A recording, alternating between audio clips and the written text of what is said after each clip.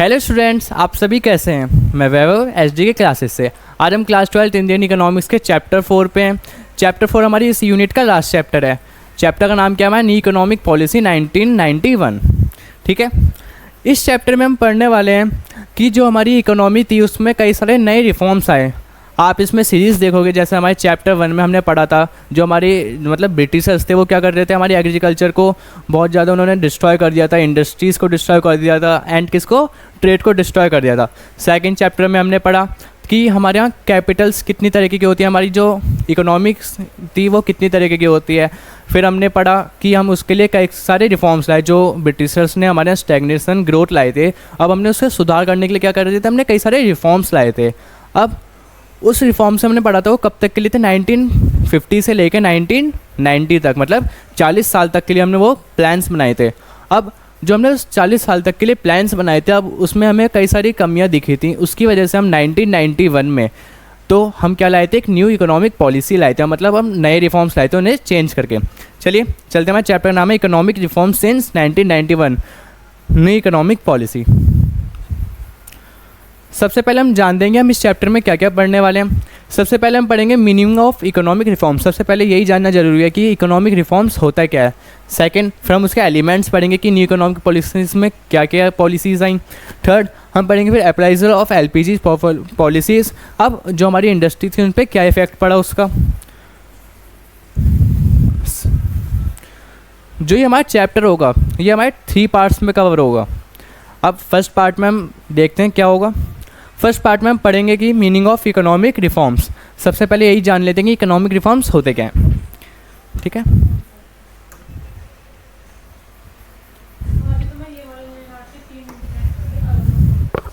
सबसे पहले after independence India adopt a mixed economy framework to combine the adventures of capitalist economy as well as socialist economy. अब जो हमारी Indian economy थी उसने क्या करा था, सोशलिस्ट इकोनॉमी और कैपिटलिस्ट इकोनॉमी दोनों को अडॉप्ट करा था, मतलब मिक्स्ड इकोनॉमी। क्यों? क्योंकि वो उसके एडवेंचर, जितने भी हमारे एडवेंचर्स थे, उसके एडवांटेजेस थे, डिसएडवांटेज, दोनों से एंजॉय कर सके।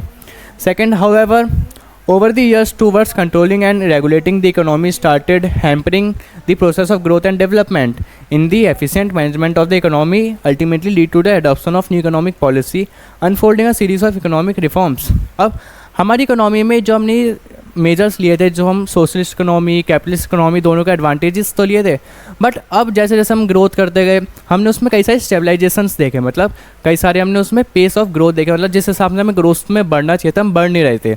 इसलिए हम क्या लाए थे, उसी समय हम लाए थे सीरीज़ लाए थे किसकी, इकोनॉमिक रिफॉर्म्स के, मतलब एक new economic policy.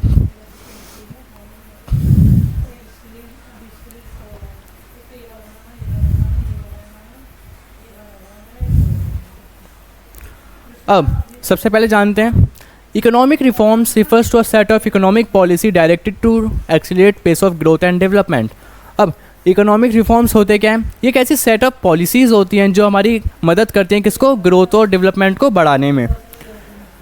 It was in the year 1991 that the government of India launched new economic policy, unfolding a series of economic reforms to pull the economic crisis 90s, the broad components of economic policy। अब new economic policy के कुछ broad components थे, जो हमारी economy थी उसमें सरकार ने क्या करा था, 1991 में 3 चीज़ लाई थी। सबसे पहले हमने अपने प्रीवियस चैप्टर में पढ़ा था कि हमने क्या करा था, LQP पढ़ा था हमने, मतलब इंडस्ट्रीज़ के लिए हमने क्या करा था, जो कोटाज़ हैं और जो लाइसेंसिंग है हमने वो लाए थे, कोटास लाए थे कि पब्लिक लोड, जो पब्लिक सेक्टर है वही क्या करेगा, लीड करेगा प्राइवेट सेक्टर पे। हमने ये भी पढ़ा था कि हमने एक्सपोर्ट और इंपोर्ट पे ड्यूटी चार्जेस हाई कर रखे थे, लेकिन अब उन्हें चेंज करके, जैसे L मीन्स लाइसेंसिंग, जो हमने इंडस्ट्रीज़ पे लाइसेंसिंग लगा रखी थी, मतलब कि आपको अगर इंडस्ट्रीज़ खोलने तो आपको इसकी रिक्वायरमेंट है लाइसेंस की, हमने उसे चेंज करके क्या लिया है, लिबरलाइजेशन मीन्स फ्री कर दिया। हमने क्या कर दिया, इंडस्ट्रीज़ को फ्री कर दिया कि आप अपनी इंडस्ट्रीज बिना लाइसेंसेस के क्या कर सकते हैं, इस्टेब्लिश कर सकते हैं। हमने लेकिन कुछ एक्सेप्ट, जैसे लिक्योर हो गया, डिफेंस से रिलेटेड हो गई, उन पे हमने अभी तक लाइसेंस लगे थे, जो आज भी लगे हुए हैं। तो हमने क्या करा था, L को चेंज कर दिया था, L से मतलब liberalisation, L means licensing to change, liberalisation means free कर देना। Third, the policy of privatisation in place of quotas queue for the industrialist. अब जो इंडस्ट्रियलिस्ट थे हमारे, हमने क्यों क्यू मीन्स कोटास, हमने कुछ कोटास रख रखे थे। जैसे प्राइवेट सेक्टर का जो काम था हम कौन कर रहा था उस time, private sector main lead पे था कि उसका कोटा था कि वो पब्लिक सेक्टर ही उसमें क्या करेगा, काम करेगा, हर चीज़ क्या करेगा, पब्लिक सेक्टर बनाएगा। प्राइवेट सेक्टर का बस नाम था उसमें। अब इसे चेंज करके क्या कर दिया, प्राइवेटाइजेशन कर दिया। Privatisation, P means privatisation means कि अब प्राइवेट सेक्टर का क्या होगा, मेन रोल होगा। अब पब्लिक सेक्टर का जो रोल था वो बहुत कम हो चुका था, इसी हमको क्या बोलते हैं, privatisation. Third, the policy of globalisation in place of permits of export and import. ये आप देखोगे हमने क्या करा था, एक्सपोर्ट पे इंपोर्ट पे क्या करे थे, ड्यूटी चार्जेस बहुत ज़्यादा हाई कर रखे थे, क्वांटिटी फिक्स कर रखी थी, आप इतना मंगा सकते हो या आप इतना भेज सकते हो या आपके चार्जेस इतने ज़्यादा लगेंगे। हमने इस सबको हटा के क्या कर दिया, ग्लोबलाइजेशन कर दिया, मतलब जी। इसका कारण आप फ्री टू ऑल, आपका कोई मतलब इतने चार्जेस नहीं लगेंगे, आपकी कोई लिमिट नहीं है, आप क्या कर सकते हो, ग्लोबलाइजेशन करो, आप बिल्कुल लिंक कर सकते हो बाहर जाके। हम पार्ट 1 में ये कवर करेंगे, सेकंड पार्ट में प्राइवेटाइजेशन और थर्ड पार्ट में ग्लोबलाइजेशन। ठीक है, चलते हैं। Thus LPG was set to replace LQP in 1991। जो हमने 40 साल के अपने प्लान्स पढ़े थे उसमें हमने LQP को चेंज करके 1991 में क्या ले आए थे, LPG, मतलब लिबरलाइजेशन, प्राइवेटाइजेशन, ग्लोबलाइजेशन। ठीक है, अब हम जान लेते हैं जो तो इकोनॉमिक रिफॉर्म्स होते हैं जो इंट्रोड्यूस हुए थे 1991 में, उन्हें डिफाई करा गया था, क्लासीफाई जैसे 2 कैटेगरीज में। सबसे पहला था आपका स्टेबलाइजेशन मेजर्स, सेकंड था स्ट्रक्चर रिफॉर्म्स। और स्टेबलाइजेशन जो मेजर्स थे होते क्या हैं, स्टेबलाइजेशन मेजर्स होते हैं ये शॉर्ट टर्म मेजर्स होते हैं जिसका एम होता है करेक्ट करना, जैसे balance of payment, controlling inflation. ये ऐसी मेजर्स था जिसको हम अपनी करंट प्रॉब्लम को सॉल्व करने के लिए यूज़ करते हैं, मतलब शॉर्ट टर्म के लिए, जैसे बैलेंस ऑफ पेमेंट। अब बैलेंस ऑफ पेमेंट क्या होता है, अगर आपका एक्सपोर्ट ज़्यादा है, इम्पोर्ट ज़्यादा है, यही सब चेक करते हैं, इसमें हम अभी डिटेल में पढ़ेंगे इसे। स्ट्रक्चर रिफॉर्म क्या होता है, ये लॉन्ग टर्म के लिए यूज़ होता है, जैसे long term measured aim at improving the level of efficiency in the economy by increasing competitiveness and reducing the rigidness in various sector of India economy। और स्ट्रक्चर रिफॉर्म्स जो ये LPG था, मतलब कौन कौन सा, लिबरलाइजेशन, प्राइवेटाइजेशन, ग्लोबलाइजेशन, ये हमारा स्ट्रक्चरल रिफॉर्म था, मतलब ये लॉन्ग टर्म्स के लिए था। इसमें हम क्या करते थे, अपनी इफेक्टिवनेस इकोनॉमी की बढ़ाने के लिए, डेवलपमेंट बढ़ाने के लिए हम क्या करते थे, इन्हें यूज़ करते थे जो लॉन्ग टर्म तक चलते थे।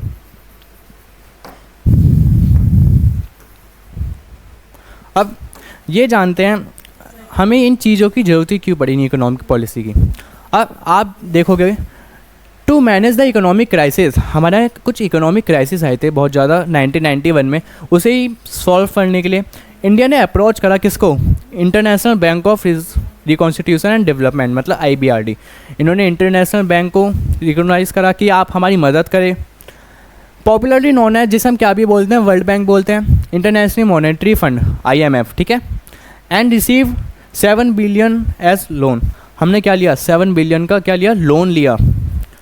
For availing the loan India was required to liberalise and open up the economy. अब इसमें जो वर्ल्ड बैंक थे, मतलब हम बात करते हैं जिनसे हमने लोन लिया था, उन्होंने कहा कि आपको हम लोन दे तो दें, लेकिन आप हमारा जो ये रिटर्न कैसे करोगे हमें, इसके आपके जो इंटरेस्ट रेट होते हैं आप कैसे दोगे।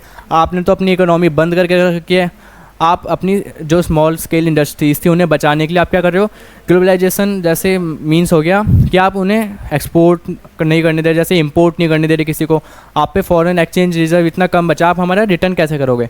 इसलिए आपको सबसे पहले अपनी इकोनॉमी को ओपन करना पड़ेगा, प्राइवेटाइजेशन बढ़ाना पड़ेगा। इसलिए हमारी इकोनॉमी को क्या करना पड़ा था, ये न्यू पॉलिसीज़ लानी पड़ी थी, क्योंकि हमें क्या चाहिए था, उनसे लोन चाहिए था, उसकी वजह से अपने क्राइसिस सॉल्व करने के लिए। फिर हमें क्या मिल गया था, लोन मिल चुका था, क्योंकि हम अपनी उनके तहत हमने शर्तें मान के उनकी क्या कर ली थी, इकोनॉमिक पॉलिसी जारी कर दी थी। अब नीड फॉर इकोनॉमिक रिफॉर्म्स, अब हमें इकोनॉमिक रिफॉर्म्स की नीड क्यों पड़ी थी। सबसे पहला कारण था हमारा poor performance of the public sector. Public sector का क्या था, पुअर परफॉर्मेंस था, हम इसे अभी डिटेल में भी पढ़ेंगे। Second, deficient in balance of payment, हमारी बैलेंस ऑफ पेमेंट में क्या थी, बहुत ज़्यादा कमी थी। थर्ड, राइजिंग इन्फ्लेशन, बहुत ज़्यादा हमारे यहाँ महंगाई बढ़ रही थी। मैसिव डेप्ट ऑफ बर्डन, हम पे बहुत ज़्यादा डेप्ट का बर्डन आता, हम पे बहुत ज़्यादा कर्जा आता। Shortage in foreign exchange reserve, अब जो फॉरेन एक्सचेंज रिजर्व था उसका वो हम पे बहुत ज़्यादा क्या हो रहा था, बहुत ज़्यादा कम हो रहा था, बहुत ज़्यादा शॉर्ट पड़ रहा था। सिक्स, इनएफिशिएंट मैनेजमेंट, बहुत ज़्यादा हम पे मैनेजमेंट की कमी आ रही थी, बहुत ज़्यादा इनएफिशिएंट थी हमारी इकोनॉमी में। रिस्ट्रिक्शन फ्रॉम इंटरनेशनल इंस्टीट्यूशंस, अब जो हमारे मतलब इंटरनेशनल इंस्टीट्यूशन थे उन पर कई सारी उन्होंने हम पे रेस्ट्रिक्शंस लगा रखे थे। अब इन्हें हम डिटेल में पढ़ते हैं। चलिए सबसे पहले हम पढ़ेंगे poor performance of the public sector. अब जो हमारा पब्लिक सेक्टर था, जो हमारा उस टाइम मेन लीड कर रहा था किसको, प्राइवेटाइजेशन में, प्राइवेटाइजेशन जो हमारा प्राइवेट सेक्टर था उसमें। इन दी पीरियड ऑफ 1951-90s के बीच में देखा जाए हमारा क्या था, जिसमें हमने प्लान बनाया था, दी majority of the industries were owned by the public sector, और जितनी भी ज़्यादातर इंडस्ट्रीज़ थी हमारी किसने ले रखी थी, पब्लिक सेक्टर के अंदर थी। फिर they were assign the responsibility of the growth and development of an economy. अब साफ सी बात है, अगर उन पर सारी जिम्मेदारी तो उन पर भी किसकी जिम्मेदारी होगी, ग्रोथ एंड डेवलपमेंट की। Never less the performance of this enterprise was very depressing. अब लेकिन जो इनकी ग्रोथ थी, जो इनका काम करने का तरीका था, बहुत ज़्यादा निराशवर्धक था, क्योंकि बहुत ज़्यादा निराश कर रही थी लोगों को। The employees were neither competitive और effective because of the job security. अब आप पब्लिक सेक्टर में देखोगे उन पर जॉब सिक्योरिटी होती है, मतलब एक बार उनकी नौकरी लग जाती है उस सेक्टर में तो उनमें छोड़ के नहीं जा सकते हो, मतलब छोड़ के नहीं जा सकते हम उसकी जॉब सिक्योरिटी। आप अगर लग गए तो लग गए, इसलिए उनमें कोई कॉम्पिटिटिवनेस नहीं था, इफेक्टिवली नहीं थी, लोग काम करने में बहुत ज़्यादा क्या थे, बहुत ज़्यादा पीछे थे बिकॉज ऑफ जॉब सिक्योरिटी की वजह से। This means even if they do not work, वो काम नहीं करते थे। They had no fear of losing their job, उन्हें कोई अपनी जॉब जाने का डर नहीं था। The ultimate authority of lies with the state despite server dispensing measures. These enterprises were facing huge loss. इसकी वजह से जो हमारा पब्लिक सेक्टर था उन्हें बहुत ज़्यादा लॉस देखना पड़ा। It was only the economic reforms that could help the Indian economy to move in a new direction. अब इसी की वजह से हमें क्या करना पड़ा, हमारी इंडियन इकोनॉमी को एक न्यू डायरेक्शन में आना पड़ा। Therefore the government recognized to make these reforms. इसलिए गवर्नमेंट को क्या करना पड़ा, ये वाले रिफॉर्म्स लाने पड़े। Next are deficit in balance of payment. अब हमारे बैलेंस ऑफ पेमेंट की किस में कमी आ रही थी। जैसे अब बैलेंस ऑफ पेमेंट होता है क्या है, बैलेंस ऑफ पेमेंट होता है हमारे जैसे एक्सपोर्ट हम करते हैं, अगर हमारा एक्सपोर्ट सरप्लस है तो हम इसे क्या बोलते हैं, बीओपी, हमारा सरप्लस में है। अगर हमारा इंपोर्ट ज़्यादा है तो हम इसे क्या बोलते हैं, डिफिसिट इन बीओपी, मतलब हमारे बीओपी में कमी। अब हमारे उस टाइम पे देखा जाए तो हमारा जो बीओपी होता है वो बहुत ज़्यादा क्राइसिस में था, लॉसेस में, और बहुत ज़्यादा डाउन था। उसकी वजह क्या थी कि हम इंपोर्ट ज़्यादा करते थे, हमारा एक्सपोर्ट तो क्योंकि बंद था, हमने रेस्ट्रिक्शंस तो लगाई थी, जब भी उसके बाद हम क्या करते थे, इंपोर्ट ज़्यादा करते थे, जिससे हमारे डिफिसिट आ गया किसमें, बीओपी में। उसे सॉल्व करने के लिए हमें रिफॉर्म्स की जरूरत पड़ी थी। It was one of the most significant factor of bringing economic reforms. ये हमारा भी एक भी बहुत ज़्यादा सिग्निफिकेंट क्या था, फैक्टर था हमारे न्यू रिफॉर्म्स को लाने के लिए। जो हमारा बीओपी में डिफिसिट आ रहा था किसकी वजह से राइज हो रहा था, most payment of are more than foreign receipts. There was an increase in import beside heavy tariffs, quotas. However, the export were low. हमारा export क्या था, low था, जो हमने अभी पढ़ा था। Since domestic goods were expensive in international market, this action that would be effective was to get external help, introduce new economic policy. This contribute laying the foundation of economic reform. इसने क्या करा था, contribute करा था अपना new economic policy लाने में, because हमें डोमेस्टिकली जो गुड्स थे वो ज़्यादा एक्सपेंसिव थे मार्केट में, कौन से, इंटरनेशनल मार्केट में। इसकी वजह से भी हमारे इकोनॉमिक रिफॉर्म्स आए थे। थर्ड, राइजिंग इन्फ्लेशन, हमारे यहाँ महंगाई बढ़ रही थी, उसकी वजह से ये भी एक कारण रहा है कि हमारे न्यू इकोनॉमिक पॉलिसी लाने का। There was a persistent rise in the price level of goods and services in the economy. The rate of inflation was tremendous. Poor people were not able to afford essential foods. Besides, there was a need to inject liquidity in the economy, which caused need for economic reforms in India. अब जो हमारे poor गरीब लोग थे, मतलब वो भी क्या नहीं कर पाते, जो आम सी चीज़ होती है खाने के लिए वो भी नहीं खरीद पा रहे थे। उसकी वजह से क्या हो रहा था, हमारी इकोनॉमी डाउन हो रही थी। उसकी वजह से हमें न्यू इकोनॉमिक पॉलिसीज़ को लाना पड़ा, ये भी एक कारण था।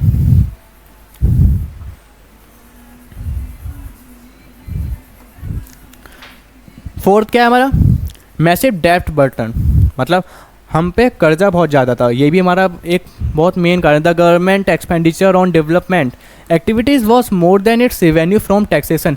As a result government borrowed from banks, the public financial institutions like IMF। अब जो हमारे सरकार थी वो डेवलपमेंट पे जितना खर्च कर रही थी उससे ज़्यादा तो उनके वो थे खर्चे, उतना उनका वो नहीं था, क्या, रिवेन्यू। जो टैक्सेशन से रिवेन्यू आता था वो उतना तो था नहीं जितना वो खर्च कर रही थी हमारी डेवलपमेंट में। इसके रिजल्ट में क्या करना पड़ रहा, उसे गवर्नमेंट को बोरो करना पड़ा, लोन कहाँ से, बैंक से, पब्लिक से, फाइनेंशियल इंस्टीट्यूशन हो गए, जैसे IMF से हमने लिया था। नेक्स्ट क्या था हमारा, shortage in foreign exchange reserve. अब शॉर्टेज किस में आ गया हमारा, फॉरेन एक्सचेंज रिजर्व में। हमने अभी बैलेंस ऑफ पेमेंट पढ़ा था कि हम क्या कर रहे थे, इंपोर्ट ज़्यादा कर रहे थे। अगर आप फॉरेन इंपोर्ट क्या करोगे, बाहर से मंगाओगे गुड्स, जो आप सारे बाहर से मंगा रहे हो, आप उन्हें पेमेंट तो किस में करोगे, फॉरेन रुपीज़ में करोगे। इससे हमारा क्या होता है, फॉरेन एक्सचेंज जो होता बहुत ज़्यादा कम हो रहा था, क्योंकि हम तो एक्सपोर्ट तो कर नहीं रहे थे, हमें फॉरेन एक्सचेंज मिल नहीं रहा था, हम इंपोर्ट करे जा रहे थे, उसके वजह से हमारा फॉरेन एक्सचेंज क्या हो रहा था, कम होता जा रहा था। The foreign exchange crisis resulted from a sharp decline of foreign exchange. The government at the time of could not finance its import and repay the interest they needed to be paid to international lenders। ठीक है। Sixth, inefficient management. हमारे management में बहुत ज़्यादा कमी आती है। जैसे the roots of the economic crisis can be traced the inefficient management of funds. अब हम पे इनएफिशिएंट मैनेजमेंट ऑफ फंड, हम पे मतलब पैसों का जो बंदोबस्त होता है वो हम करने में असक्षम थे। ये क्या है, बहुत ज़्यादा मेन कारण था। The government was not able to generate sufficient fund from the revenue such as taxation. अब जो हमारा गवर्नमेंट थी वो क्या नहीं कर पाई थी, जस्ट टैक्सेशन हो गया, रेवेन्यू का वही मेन सोर्स था उनके लिए, वो उससे फंड जितना भी सफिशेंट फंड था वो क्या नहीं कर पाई थी, कलेक्ट नहीं कर पा रही थी। उसके वजह से राइज हुआ which increase the gap between revenue और एक्सपेंडिचर। इसी वजह से बहुत ज़्यादा गैप आया इसके बीच में, रेवेन्यू और एक्सपेंडिचर के बीच में। Moreover, the government borrowed foreign exchange from international markets, financial institution to purchase consumer goods. It ultimately inefficient management of fund। यही हमारी मैनेजमेंट इनएफिशिएंट दिखाता है किसमें, कि हमें लोन लेना पड़ रहा था इंस्टीट्यूशन से, बैंक से, किसके लिए, कंज्यूमर गुड्स के लिए। लास्ट क्या है हमारा, restriction of from international institution. हमारी कई सारी रेस्ट्रिक्शंस थी। जैसे हमने लोन लिया $7 बिलियन का, किससे, IMF से। उन्होंने हमारे यहाँ रेस्ट्रिक्शंस लगा दी, आपको क्या करनी पड़ेगी, अपनी इकोनॉमी ओपन करनी पड़ेगी। ये हमारी एक रेस्ट्रिक्शन थी। जैसे India receive $7 billion financial assistance from the world bank से, तो IMF ने क्या करा, इस टैकल करने क्राइसिस करने के लिए this organisation expected India to liberalise this economy availing loans by lifting restrictions on the private sector. अब हमारी इकोनॉमी को क्या करना पड़ेगा, हमें लिबरलाइज करना पड़ेगा, मतलब फ्री करना पड़ेगा। इन्होंने इसलिए हमें लोन दिया था। Reducing the role of public sector in various areas, removing trade barriers, other nations, India agreed to condition announced new economic policy। अब उन्होंने ये भी बोला था कि आपको पब्लिक सेक्टर का रोल कम करना पड़ेगा, प्राइवेटाइजेशन बढ़ानी पड़ेगी, मतलब प्राइवेट सेक्टर को अपने अहम रोल में लाना पड़ेगा, आपको इंपोर्ट एक्सपोर्ट कम करना पड़ेगा, मतलब जो उनकी क्वांटिटीज़ थी, कोटास थे, वो हटाने पड़ेंगे, आपको दूसरे देशों से लिंक करना पड़ेगा, जिसे हम ग्लोबलाइजेशन बोलते हैं। फिर उसी की वजह से हमारे यहाँ क्या आई, न्यू इकोनॉमिक पॉलिसीज़ आई।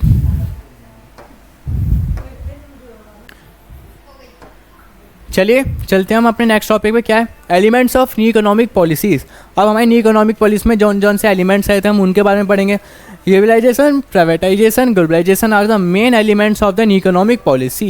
न्यू इकोनॉमिक पॉलिसी के क्या है, 3 मेन एलिमेंट्स हैं। जैसे लिबरलाइजेशन जो आप देख रहे हैं, सेकेंड प्राइवेटाइजेशन, एंड लास्ट हमारा ग्लोबलाइजेशन। अब हम इसके बारे में डिटेल में पढ़ेंगे। चलिए चलते हैं।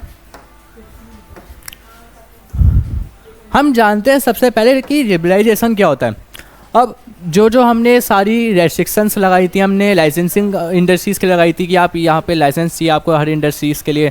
हमने हर सेक्टर में क्या कर रखे थे, कई सारी रेस्ट्रिक्शंस लगा दी थी। इसी को फ्री करना, मतलब इसी को हटा देना, इसी को हम क्या बोलते हैं, लिबरलाइजेशन बोलते हैं। जैसे liberalisation of the economic means freedom of the producing units from direct और physical control of the world. आप क्या करोगे, जो आप जितने ही प्रोडक्शन कर रहे हो प्रोड्यूसिंग यूनिट से, आप उन सबको फ्रीडम दे दोगे कि आप कुछ भी कर सकते हो, कैसे भी एक्सपेंड करो अपने आप को, कैसी प्रोडक्शन करो। इसी को हम क्या बोलते हैं, फ्रीडम ऑफ, मतलब लिबरलाइजेशन बोलते हैं।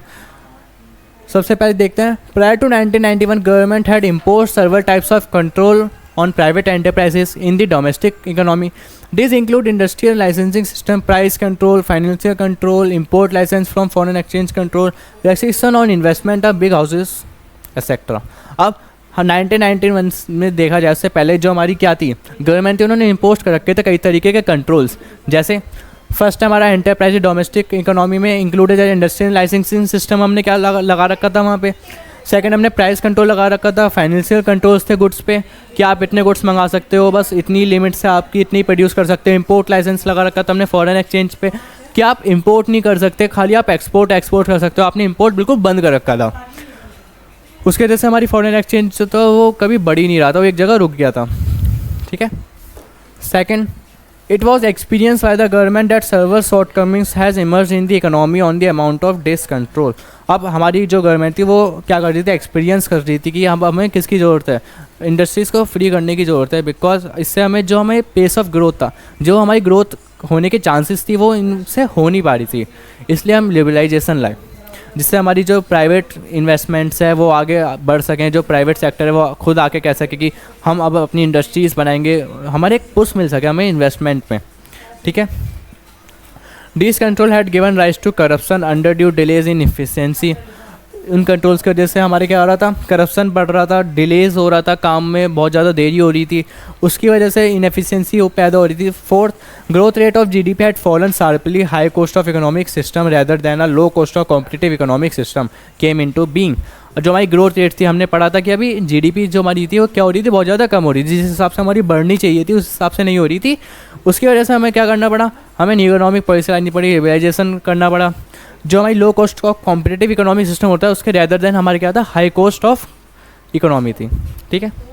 उसके वजह से इसी को देखते हुए, इन फैक्ट्स को देखते हुए, liberalisation of the economy was consider as a key component of new economic policy. इसलिए हमें इससे क्या बोला, मेन कंपोनेंट बोला किसका, न्यू इकोनॉमिक पॉलिसी का, लिबरलाइजेशन का, कि वो बहुत ज़्यादा क्या है, greater reliance was to be placed on market force, क्योंकि मार्केट फोर्स को पूरा बदल के रख देती है लिबरलाइजेशन, सप्लाई डिमांड। एग्जाम्पल ले लें कि डेवलपिंग कंट्रीज जैसे कोरिया, थाईलैंड, सिंगापुर, इन्होंने जो अचीव करा था अपना रैपिड ग्रोथ, किसकी वजह से करा था, ड्यू टू लिबरलाइजेशन। जो हमारी लिबरलाइजेशन की वजह से ही क्या कर पा रहे थे, बहुत ज़्यादा डेवलपमेंट कर पा रहे थे।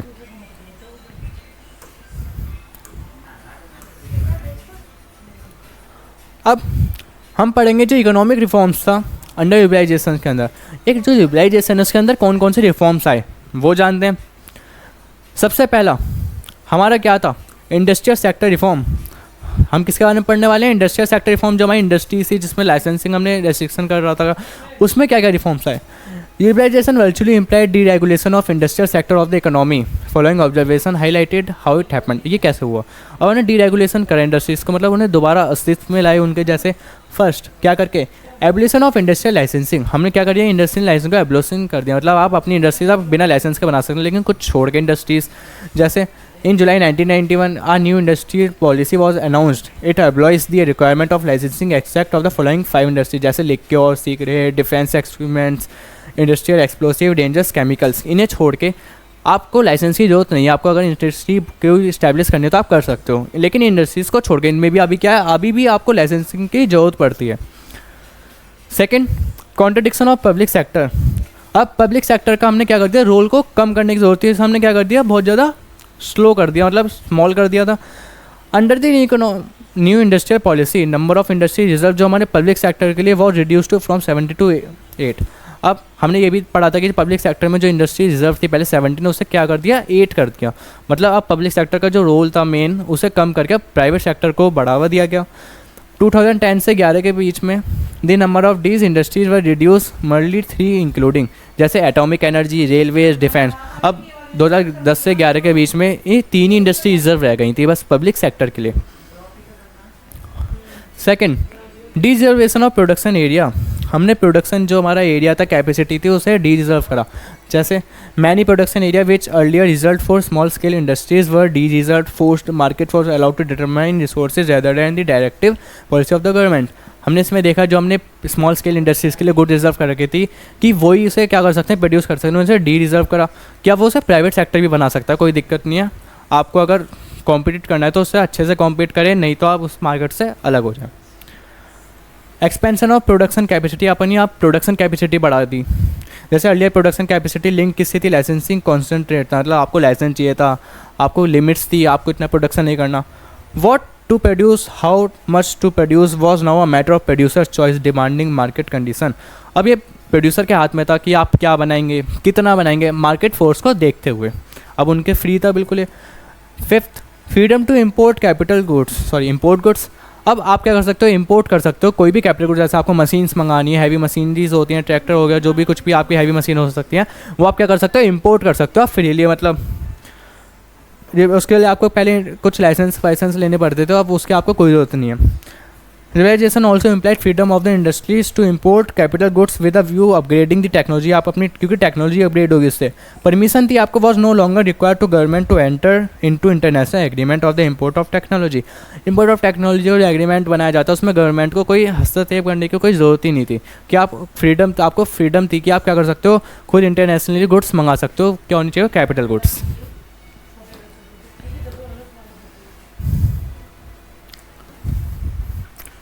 अब हमने अभी क्या कवर करा, इंडस्ट्रियल सेक्टर के अंदर जो जो हमने रिफॉर्म्स पढ़े थे, जो आए थे, वो हमने क्लियर कर लिए। सेकंड अब हमारा क्या आता है, फाइनेंशियल सेक्टर रिफॉर्म्स। एक मिनट, फाइनेंशियल सेक्टर रिफॉर्म्स में पढ़ते हैं कि क्या होगा। अब फाइनेंशियल सेक्टर में कौन कौन इंक्लूड है, जैसे banking, non banking financial institution, stock exchange market और foreign exchange market. In India financial sector regulated and control by the Reserve Bank of India. अब जो भी हमारा फाइनेंशियल इंस्टीट्यूशन, जो भी फाइनेंशियल से चीज़ें रिलेटेड हो गई, हमने पढ़ा कि जो फाइनेंशियल सेक्टर था कौन रेगुलेट करता था, कंट्रोल करा जाता था रिजर्व बैंक ऑफ इंडिया के द्वारा, मतलब आरबीआई के द्वारा। इसमें क्या क्या इंक्लूड था, banking system, non banking financial institution, stock exchange और क्या फॉरेन एक्सचेंज मार्केट। ठीक है। Before 1919 when the RBI was regulator and it decided to amount of money that the banks can keep with themselves, fixes interest rate, nature of lending to various sector etc. अब 1991 से पहले देखा जाए, जो RBI का role था वो क्या था, वो बैंक से ये चेक करता था, ये मतलब ये बताता कि उन्हें कितना पैसा अपने पास रखना चाहिए, रेट कितना देना चाहिए, आपको क्या करना चाहिए, आपके रूल्स क्या होने चाहिए, आपका नेचर ऑफ लैंडिंग कैसा होना चाहिए, मतलब जो आपको मतलब वो देते हैं ना कर्जा, वो आपका उसका नेचर कैसा होना चाहिए, आपको कितना देना कई सारे सेक्टर्स में, और खुद से क्या करें, जो बैंक पे जो मनी एक मतलब होता है, क्या उन्हें इतना पैसा रखना पड़ता है अपने पास, उसकी लिमिट भी वही बताता था और etcetera. This reforms include the under financial sector. अभी कुछ रिफॉर्म्स है, जैसे first, the role of RBI was reduce from regulator to facilitator of financial sector. This means that the financial sector what allowed to take decision and many matter without consulting the RBI. अब RBI का role change कर दिया, क्या reduce करके regulator से किस में बदल दिया, फैसिलेटर। मतलब रेगुलेटर मीन्स क्या था, जो हमने भी पढ़ा था कि वो रेगुलेट करता था कि उसे क्या करना है, बैंक को नहीं करना, कैसे करना है। अब वो खाली फैसिलेटर रह चुका था, मतलब वो सलाह मशवरा कर सकता है बस, मतलब कि वो बस लोगों को मतलब बैंकों को सलाह दे सकता था, उनसे पूछ सकता था आप क्या कर रहे हो क्या नहीं कर रहे हो वही। और जो बैंक से उन पर खुद फ्रीडम थी कि वो अपने डिसीजंस खुद लेके उन्हें कितना बैंक में मतलब मनी रिजर्व रखना है, एंड उन्हें लैंड कैसे करना है, उन्हें कर्जा कैसे देना है, रेट क्या रखना है अपने बैंक का, बिना किसी कंसल्टिंग के आरबीआई से। B, the reform policy lead to the establishment of private sector banks India as well as private. अब हमारे प्राइवेट बैंक से उसमें क्या कर दिया हमने, बढ़ोतरी करी, जैसे अब हमारे इंडिया में प्राइवेट बैंक भी खुलने लगे, उनकी संख्या बढ़ने लगी। C, foreign investment limit in the bank was raise to amount 50%। अब जो फॉरेन इन्वेस्टमेंट थी, जो बाहर से पैसा आता था, उसकी लिमिट भी क्या बढ़ा के कर दी, 50% कर दी थी। D, those bank which fulfill certain conditions have been given freedom to set up new branches without the approval of the RBI and rationalize their existing branch network। अब कुछ बैंक्स अगर हमारी कुछ कंडीशंस थी वो फुलफिल करती हैं, तो वो क्या कर सकते हैं, बिना कंसल्ट के, बिना किसी अप्राइजल के, मतलब आरबीआई से पूछे अपनी न्यू ब्रांच स्टैब्लिश कर सकती हैं। ई, लास्ट हमारा फॉरेन इंस्टीट्यूशन इन्वेस्टर, जो एफआई बोलते हैं, जैसे मर्चेंट बैंकर्स हो गए, म्यूचुअल फंड्स हो गए, पेंशन फंड्स हो गए, अब इन्हें क्या कर दिया, अलाउ कर दिया गया कि इन्वेस्ट कर सकता है किसमें, इंडियन फाइनेंशियल मार्केट्स में। आप देखते हो कि म्यूचुअल फंड्स हो गया, स्टॉक मार्केट हो गया, उसमें आप फ्रीली क्या करते हैं, इन्वेस्ट कर सकते हैं, उसी को बोल रहे हैं इसमें।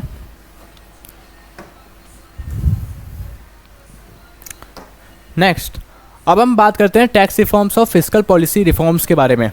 अब टैक्स रिफॉर्म्स में भी हमारे कई सारे बदलाव आए थे, जानते हैं। हमने देखा होगा टैक्स क्या कर रखा था पहले, tax reforms are concerned with the reforms in government taxation and public expenditure policies. अब टैक्स रिफॉर्म किसके बारे में कंसर्न करता है, वो कंसर्न करता है ऐसे रिफॉर्म्स को जो गवर्नमेंट की टैक्सेशन, कुछ पॉलिसीज थी जो पब्लिक एक्सपेंडिचर्स थे, government taxation and public expenditure policy collectively known as fiscal policies. अब फिस्कल पॉलिसी ये भी जान लेते हैं किसे बोलते हैं। फिस्कल पॉलिसी उसे बोलते हैं जो गवर्नमेंट के टैक्सेशन है, पब्लिक के खर्चे हैं, उन पे जो पॉलिसी बनाई है उन्हें कलेक्टिवली हम क्या बोल देते हैं, फिस्कल पॉलिसी। अब सबसे पहले ये जानते हैं कि हमारे टैक्स कितने तरीके के होते हैं। सबसे पहला हमारा डायरेक्ट टैक्स होता है। सेकंड, इनडायरेक्ट टैक्स, ये आप मतलब बचपन से पढ़ता है, डायरेक्ट टैक्स इनडायरेक्ट टैक्स ये होते हैं। जैसे direct tax consists of taxes income individual as well as profit of business enterprise, the burden of such tax can not be shifted, जैसे income tax, wealth tax, corporate tax. अब हमारा कुछ income tax होता है जो direct tax होता है, जो इंडिविजुअल को देना ही देना, हम किसी को शिफ्ट नहीं कर सकते। जैसे हमारा हाउस टैक्स हो गया, जैसे हमारी कोचिंग है उसमें हमें कुछ टैक्स देना पड़ता है हमें गवर्नमेंट को, हम क्या कर सकते हैं उसे शिफ्ट नहीं कर सकते, हमें ही देना है वो, इसे क्या बोलते हैं डायरेक्ट टैक्स। इनडायरेक्ट टैक्स, जैसे हमें कुछ भी आप चीज़ें खरीदते हैं, फूड खरीदते हो, आपको उस पर टैक्स देना होता है, वो आपको क्या करता है, आपको ही देना है, वो हमारा फर्स्ट में आ गया। सेकंड, ये इनडायरेक्ट टैक्स ऐसे होते हैं, lead to commodities and service the burden of this tax can be shifted to consumer, जैसे जीएसटी, वैल्यू एडेड टैक्स, आपको जीएसटी देनी पड़ती है, ये क्या करते हैं आप शिफ्ट कर देते हो अपने टैक्स को। बिफोर 1990 टैक्स रेट्स पर high both direct and indirect tax. और आप देखोगे 1990 से पहले तो आपके जो टैक्स रेट थे वो क्या थे, बहुत ज़्यादा हाई थे। जो जैसे दोनों टैक्स हो गए, कौन से, आपके डायरेक्ट टैक्स और इनडायरेक्ट टैक्स, ये बहुत ज़्यादा इनके रेट्स हाई थे। The major tax reforms made are, अब हम रिफॉर्म्स पढ़ेंगे क्या क्या इसके अंदर रिफॉर्म्स आए। सब सिंस 1991 में क्या देखा गया, there has been a continuous reduction in the taxes of individual incomes and its was felt that high rates of income tax were an important reason for tax evasion. अब tax evasion, जो tax कम हो रहा था उसकी वजह से क्या सबसे बड़ा रीज़न क्या था कि हम जो इंडिविजुअल्स की इनकम थी उन्हें क्या करना पड़ा था, इनकम टैक्स उनका कम कर दिया कि आपको बहुत ज़्यादा इंटर टैक्स नहीं देना, आपको बहुत ज़्यादा कम देना है। Next, the rate of corporation tax, जो कॉर्पोरेशन टैक्स था which was very high earlier, बहुत वो पहले क्या था बहुत ज़्यादा था, हैज़ बीन ग्रेजुअली रिड्यूस, उसे कम कर दिया। C efforts have also been made to reform indirect taxes, जो हम एफर्ट्स कर देते हैं रिफॉर्म्स किस में, इनडायरेक्ट टैक्सेस में, in order to facilitate this establishment of common national market of for goods and common commodities. अब हम क्या करना चाहते हैं, हम क्या बना दें, कॉमन गुड्स की कॉमन जो कमोडिटीज़ थी हम उनके लिए मार्केट एक बना दें, उनके लिए एक टैक्स लाएँ। जैसे D, in order to encourage better compliance on part of taxpayers, many tax producers have been simplified and the rates are also substantially lowered। अब हमारे किसको एंकरेज करने के लिए, बेटर कंप्लेंस को एंकरेज करने के लिए हमने क्या करा, एक पार्ट जो टैक्स पेयर्स थे, जो हमारे टैक्स पे करते थे उनके लिए क्या कर दिया हमने, many tax producer have been simplified, rates substantially lowered. अब उनके जो टैक्स पेयर थे उनके टैक्स कम कर दिए। Recently the Indian parliament pass the law, Indian parliament ने क्या करा, एक लॉ पास करा जिसमें हम क्या देखते हैं कि गुड्स एंड सर्विसेज एक्ट 2016 के अंतर्गत to simplify introduce unified indirect tax system in India, this law came into effect July 2017। 2017 में ये वाला जो कानून था हमारा लागू हुआ था। This expected for generate additional tax revenue for the government, reduce tax evasion and create one nation one tax and one market. इसने टैक्स का क्या मोटिव था, one nation one tax and one market, इसे हम क्या बोलते हैं, GST, मतलब गुड्स एंड सर्विसेज टैक्स, जो हमारे सबके लिए एक है, जो आपको सबको पे करना है एक ही टैक्स को। पहले हमारे कई तरह के टैक्स होते थे, हमारे ये टैक्स, इस सबको हटा के हमने क्या कहते हैं, जीएसटी टैक्स लिया थे, ठीक है।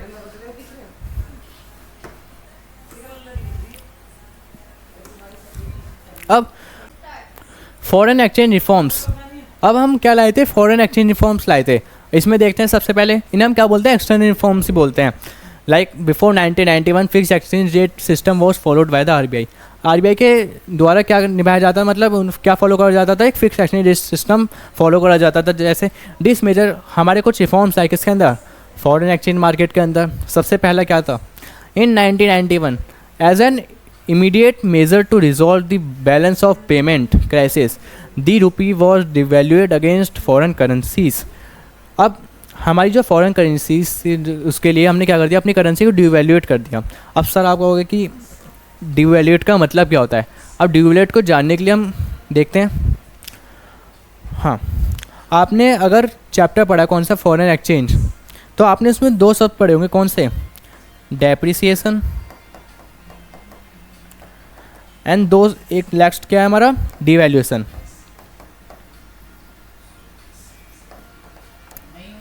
अब इन दोनों का ही वर्ड का जो मतलब है, इनका एक ही काम है, हमारी करेंसी की वैल्यू को डाउन करना। जो हमारा इंडियन रुपए है उसकी करेंसी की जो हमारी वैल्यू उसको डाउन करना। डेप्रिसिएशन का मीन्स भी क्या होता है, जो हमारी करेंसी की वैल्यू वो भी कम होती है। डिवैल्यूएशन का मीन्स भी क्या होता है, हमारी करेंसी की वैल्यू कम होना। लाइक आप हमारा जो हमारा रुपये है 80 रुपीज़ का है, किसके मुताबिक, $1 के लिए। अब हमें क्या देने पड़ते हैं, 100 रुपीज़ देने पड़ते हैं $1 के लिए। इसी को ही हम क्या बोलते हैं, डेप्रिसिएशन बोलते हैं। हमारी कंट्री में क्या होता है, हमारी करेंसी का क्या हो गया, डेप्रिसिएशन हो गया। इसी को हम क्या भी बोलते हैं, डिवैल्यूएशन। अब इसमें अंतर क्या है, इसमें अंतर ये है कि जो हम डिवैल्यूएशन करते हैं, डिवैल्यूएशन में जो गवर्नमेंट होती है वो खुद अपनी जो करेंसी की वैल्यू होती है खुद गिरा देती है। अब आप कहोगे कि गवर्नमेंट खुद क्यों अपने जो हमारी करेंसी है उसकी वैल्यू गिरा देती है। अब आप जानिए ऐसा क्यों होता है। अगर $1 में हमें अगर 80 रुपीज़ का सामान मिल रहा है, जैसे आप कुछ भी चीज़ ले सकते हैं, लाइक आप ले लीजिए, आपको हाँ वेजिटेबल्स हैं, $1 में 80 वेजिटेबल्स मिल रहे हैं, तो आपको डॉलर में आप कितनी मिल रही हैं, 100 वेजिटेबल्स मिल रही हैं।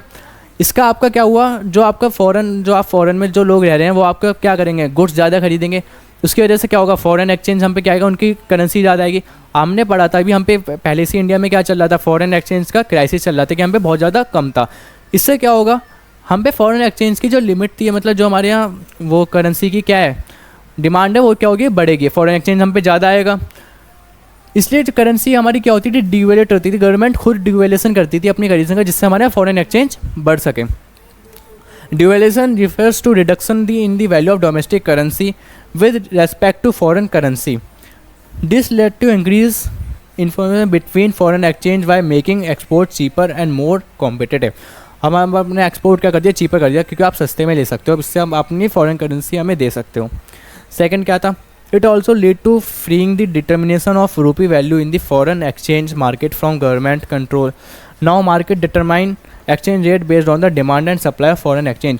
अब फॉरेन एक्सचेंज के डिमांड जो होती थी, सप्लाई होती थी, उसी के हिसाब से अपने क्या करती थी, नापती थी, क्या जो हमारी गवर्नमेंट थी उसके कंट्रोल से।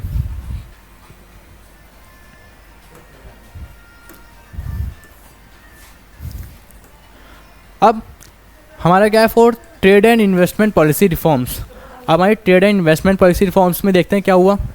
Before 1991 India was following import substitution policy with high tariff and quotas or regime quantitative restrictions on imports। 1991 से पहले हमने क्या कर रखा था, कई सारे import substitution लगा रखे थे, जैसे हाई टैरिफ्स रेट्स लगा रखे थे, हमने हाई कर रखा था क्या, अपने कोटास रिजाइम हुए, क्वांटिटिव रेस्ट्रिक्शंस लगा रखी थी, किस पे, इंपोर्ट्स पे। This policy reduce efficiency competitiveness between lead to a so growth manufacturing sector. इन्हीं पॉलिसी की वजह से क्या होता, हमारे यहाँ रिड्यूस हो रही थी एफिशिएंसी, कॉम्पिटिटिवनेस ख़त्म होती जा रही थी। उसकी वजह से क्या हुआ, इसका ऑब्जेक्टिव क्या था देखते हैं। To increase international competitiveness of industrial production and also foreign investment and technology in the economy. The aim was promote efficiency of local industries and adoption of modern technologies.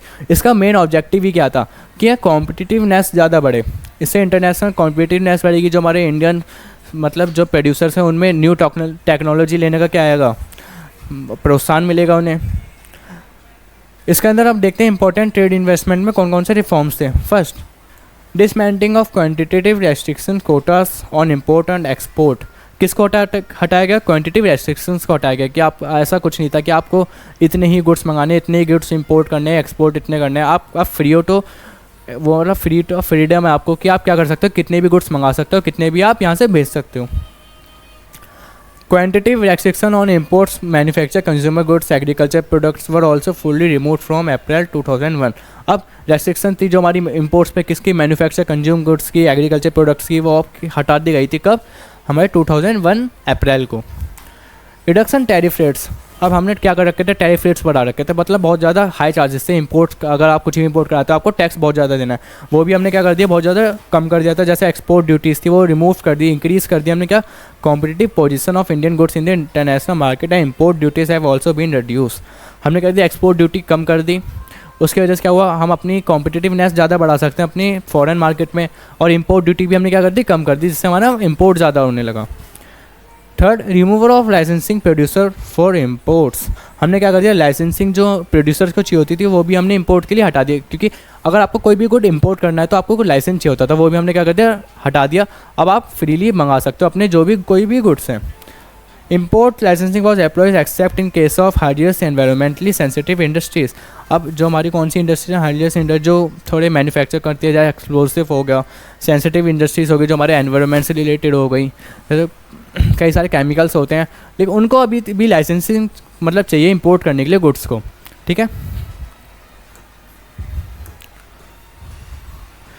अब ये आपका क्या है, ये वाला आज का पार्ट आपका ख़त्म हो चुका है। जो हमने टॉपिक पढ़ा लिबरलाइजेशन, ये न्यू इकोनॉमिक पॉलिसी का फर्स्ट एलिमेंट था लिबरलाइजेशन, जो आपका ख़त्म हो चुका है आज। आई होप आप सभी को वीडियो समझ आ गई होगी। अगर आपको किसी भी टॉपिक में डाउट होता तो आप कमेंट करके बताएं, मैं आपको उस पर एक अलग से वीडियो बना के दे दूँगा, ठीक है। आप हमारे HDK क्लासेस चैनल को सब्सक्राइब करें, ज़्यादा से ज़्यादा लाइक करें एंड कमेंट करें। एंड हम बहुत जल्द अपने नेक्स्ट पार्ट में मिलेंगे। जब तक के लिए बाय गाइस।